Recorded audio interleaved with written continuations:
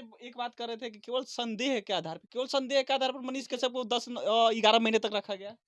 चीज़ों को समझने की ज़रूरत है कि ये तमिलनाडु के सरकार के द्वारा एनएसए लगाया गया था, बिल्कुल। ना कि बिहार सरकार के द्वारा। हुँ। कभी भी तमिल जो किसी पर वो एनएसए लगता है, उसको रिव्यू करने की शक्ति केंद्र सरकार को है। केंद्र सरकार चाहती तो अनुशंसा करके उसको हटवा सकती थी।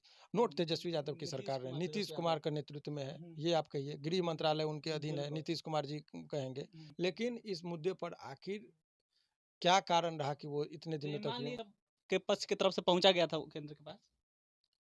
वो तो प्रयास राज्यपाल को दी, तो राज्यपाल तो केंद्र का ही रिप्रेजेंटेशन करता है सामान्यतः। बिल्कुल। तो एक बात कर रहे थे कि केवल संदेह के आधार पर मनीष कश्यप को 11 महीने तक रखा गया।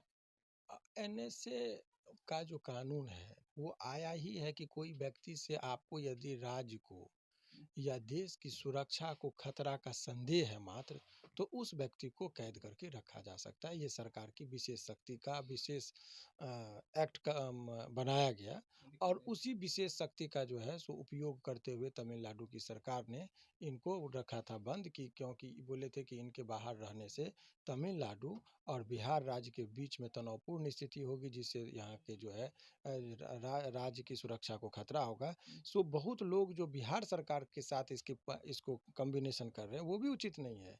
ये चीज़ों को समझने की ज़रूरत है कि ये तमिलनाडु के सरकार के द्वारा एनएसए लगाया गया था, ना कि बिहार सरकार के द्वारा। और जब कभी भी तमिल जो किसी पर वो एनएसए लगता है, उसको रिव्यू करने की शक्ति केंद्र सरकार को है। केंद्र सरकार चाहती तो अनुशंसा करके उसको हटवा सकती थी। और केंद्र सरकार भी देखिए, यहाँ पर पॉलिटिकल चीज़ के अलावा वो व्यक्तिगत कारण को भी देखा जाता है। तो बिहार में सरकार मान लीजिए नोट तेजस्वी यादव की सरकार है, नीतीश कुमार के नेतृत्व में है। ये आप कहिए, गृह मंत्रालय उनके अधीन है, नीतीश कुमार जी कहेंगे। तो उनका एक चीज़ है। उसके बाद इनके मान लीजिए ऐसा लोगों का एलिगेशन है, पॉलिटिकल चीज़ है, उस पर हम कतराते हैं। लेकिन यहाँ कुछ नहीं। उसके बाद वहाँ पर जो तमिलनाडु की जो सरकार है, उसने रिकमेंड किया। और तमिलनाडु की सरकार यदि वो गलत और सही किए, तो बीजेपी की सरकार गवर्नमेंट में, केंद्र सरकार में थी, तो मान लीजिए उनकी भी शक्ति का उपयोग हो सकता था।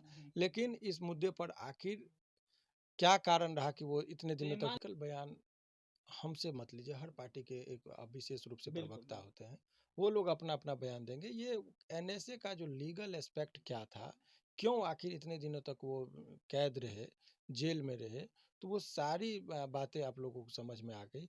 उसी तक बयान को हम ये रखते हैं, उससे ज़्यादा बोलना मेरे लिए उचित नहीं है। आखिरी सवाल है कि मनीष कश्यप के सारे मामले में बेल आप दिलवाए, इस मामले में एनएसए हट गया, अब कब तक आप बाहर उनको ला दीजिएगा? नहीं, अब देखिए, ये आपको तो उतना आप ही कहीं मेहनत किए ना। मेहनत हम देखिए, उनके और भी केस में और भी वकील रहे, हम भी रहे, शुरुआती दौर से लेकर हम लोगों ने ये किया, तो वो अलग मामला है। लेकिन सवाल ये है कि जो कानूनी प्रक्रिया है, देखिए लोगों को लगता है कि जो कि गए और तुरंत कर देंगे, ऐसी बात है। कानूनी की प्रक्रियाओं से, जैसे कोई आदमी जेल गया तो प्रोसेस से गया, तो निकालने का भी प्रोसेस वो है कि जब जज साहब के पास जाइए, बेल देंगे, फिर बेल बॉन्ड भराएगा, रिलीज ऑर्डर जाता है, रिलीज ऑर्डर फिर वहाँ से कोर्ट से लेके जेल तक पहुँचाता है, जेल अधीक्षक उसको मिलाते हैं, सारा चीज़ देख के तब रिलीज होता है।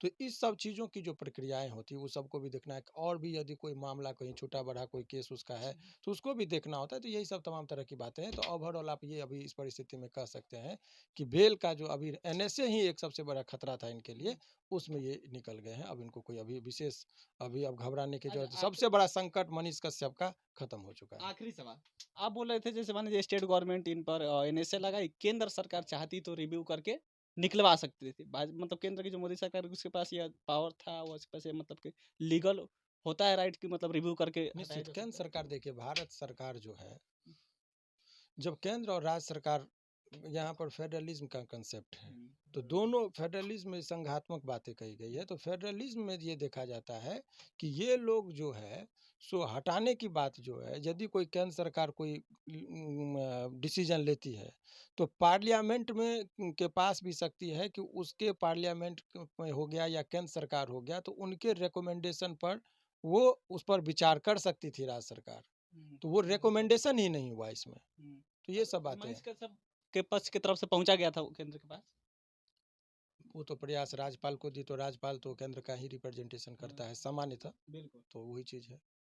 चलिए, तो कुल मिलाकर मनीष कश्यप 12 से 13 दिनों के अंदर बाहर आएंगे, क्योंकि उनको बेल मिला हुआ है, एनएसए हट गया है और सबसे बड़ा बादल जो छाया हुआ था मनीष कश्यप पर, एनएसए ही था जिसकी वजह से मनीष कश्यप बाहर नहीं आ पा रहे थे। आज एनएसए हट गया है और अब मनीष कश्यप कब तक बाहर आएँगे, इसका इंतज़ार मनीष कश्यप के जो चाहने वाले लोग हैं, वो कर रहे हैं, उनकी माताजी कर रही हैं। अब देखिए मनीष कश्यप कब तक बाहर आएँगे। फिलहाल इस वीडियो में इतना ही, अपना प्रतिक्रिया दीजिएगा। बहुत-बहुत धन्य